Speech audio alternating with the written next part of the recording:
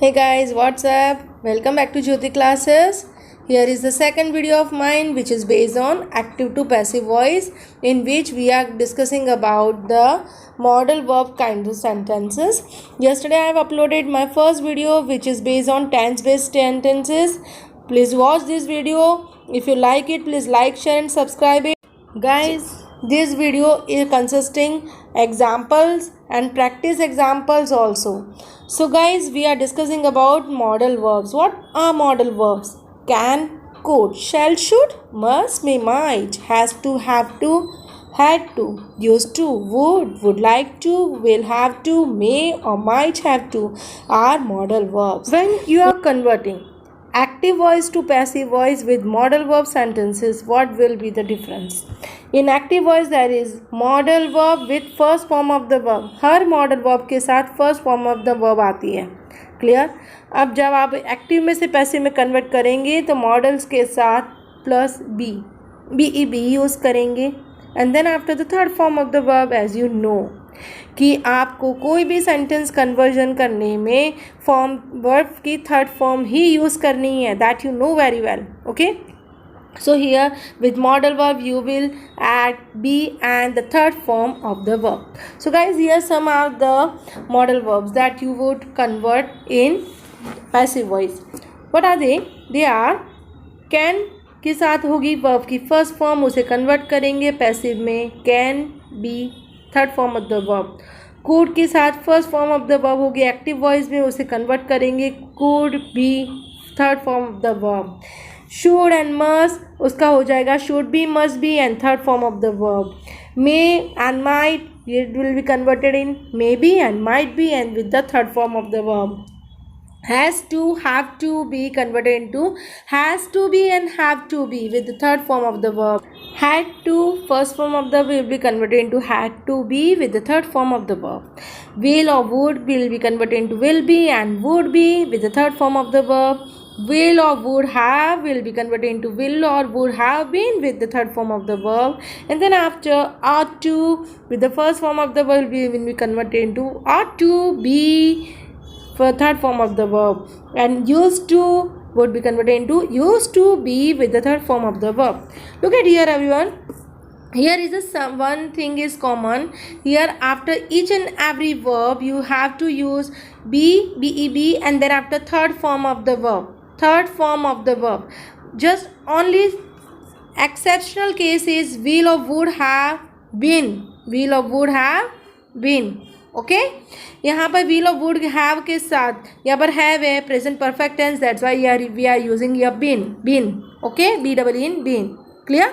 So let's take some examples to clear this concept.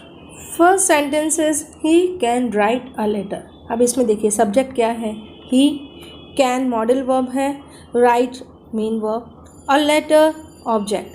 अब बच्चों आपको ये डिफ़िकल्टी होती है हर बार कि आप ये पूछते हैं मुझसे कि मैम ऑब्जेक्ट को कैसे फाइंड किया जाता है. तो आप ऑब्जेक्ट को कैसे फाइंड करेंगे? जब भी आपके पास जो भी वर्ब है आप उससे किससे क्वेश्चन करेंगे, हुम या व्हाट से. किससे क्वेश्चन करेंगे? हुम यानी किसे और व्हाट यानी क्या. तो आपको ऑब्जेक्ट मिलेगा. जैसे कि he can write a letter, वो लेटर लिख सकता है. ठीक है ना, तो ये लेटर लिख सकता है, तो वो क्या लिख सकता है? लेटर. क्या लिख सकता है? तो लेटर. यहाँ पर डायरेक्टली ऑब्जेक्ट मिल गया आपको. A letter is an object. A letter is an object. Clear? तो यहाँ पर जब भी आप व्हाट से या हुम से क्वेश्चन करेंगे सेंटेंस में सब्जेक्ट को, तो आपको क्या मिलेगा? ऑब्जेक्ट मिलेगा. क्लियर? अब सेंटेंस को कन्वर्ट करते हैं. ऑब्जेक्ट क्या मिला हमको? A letter. तो ऑब्जेक्ट को मैं सब्जेक्ट की जगह लेकर आती हूँ, अ लेटर. कैन का क्या करना है मुझे? Can be. राइट की third form written by him. He का हो जाएगा him. Okay, a letter can be written by him. Next one is he could write a letter. यहाँ पर ही सब्जेक्ट है और अ लेटर क्या है? ऑब्जेक्ट है. आगे लेकर आएंगे अ लेटर को. अ लेटर कुड का कुड रहेगा, कुड के साथ क्या यूज़ करेंगे? बी. राइट की third form written. A letter could be written by him. Clear? And the next one is she may see him. She may see him. Here him यानी कि जो person pronoun है उसको आप him का हो जाएगा, हिम क्या है बेटा यहाँ पर ऑब्जेक्ट है ना, हिम क्या है, उसने किसको देखा, to whom she saw, she see him, उसने उसको देखा, हिम का हो जाएगा ही मे के साथ क्या आएगा, बी, सीने की third form seen, he may be seen by, she का हो जाएगा her, he may be seen by her, clear. Next one is you should have attended this project. What you have to attend? What you have to attend? This project. तो this project क्या हो गया, object हो गया, इसे मैं subject की जगह लेकर आऊँगी।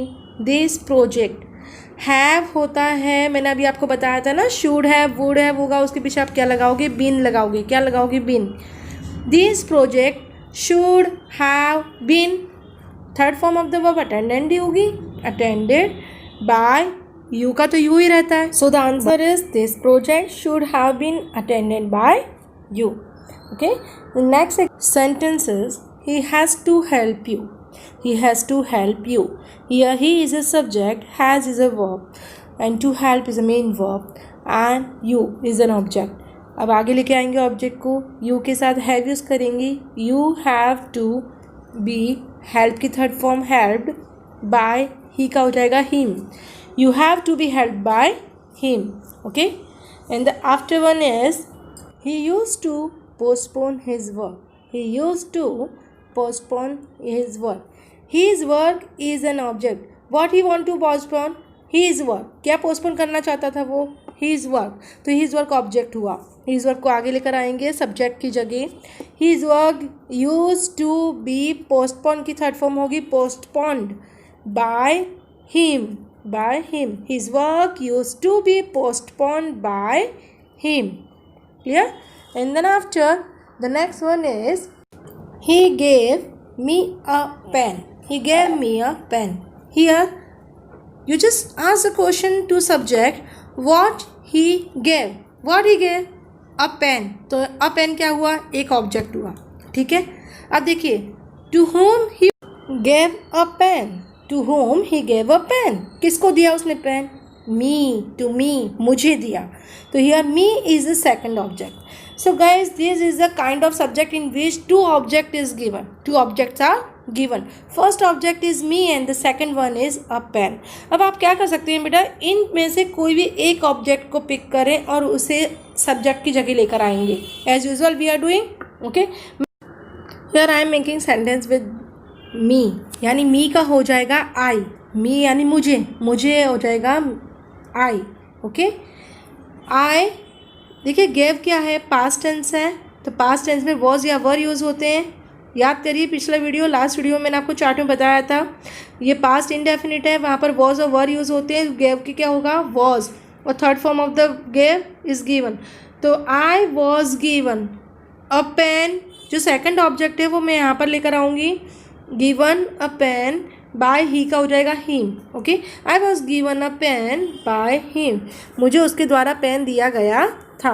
अब बात करते हैं हम दूसरे ऑब्जेक्ट की, सेकंड ऑब्जेक्ट है अ पेन, अ पेन को आगे लेकर सेंटेंस बनाते हैं, अ पेन वॉज गिवन, देखिए मी क्या है, पर्सनल प्रोनाउन है ना, और आप जब भी पर्सनल प्रोनाउन की बात करेंगे तब आप उसे टू से यूज़ करेंगे ना, ठीक है, to me, to us, to them, जब भी आप पैसिव बनाएंगे ना तब यहाँ पर टू, इन्फिनेटिव टू यूज़ करेंगे इसके लिए, ठीक है, to me, to us, to them use करना, to me by him. Okay, so guys I am hoping that you are clear with these modal verb sentences। okay, let's you are comfortable be changing active to passive while the modal verbs is given in the sentences। so here I am giving you some sentences for practice, आप इन्हें practice करिए और इसके answer मुझे comment box में लिख कर भेजिए, और आपको यहाँ पर कोई भी क्वेरी है, कुछ भी समझ में नहीं आ रहा है, अब कभी भी एनी टाइम आप मुझसे पूछ सकते हैं कमेंट बॉक्स में। Okay, so here are the some sentences, you have to do practice and give me answers in comment box. If you like this video please like, share and subscribe it and hit the subscribe button and send your comments and suggestion, it gives me motivation। and in the next video I will talk about the interrogative sentences and sentences which are based on let, let, Okay, so this would be my part 3 of in active to passive voice. So let's we meet in the next video.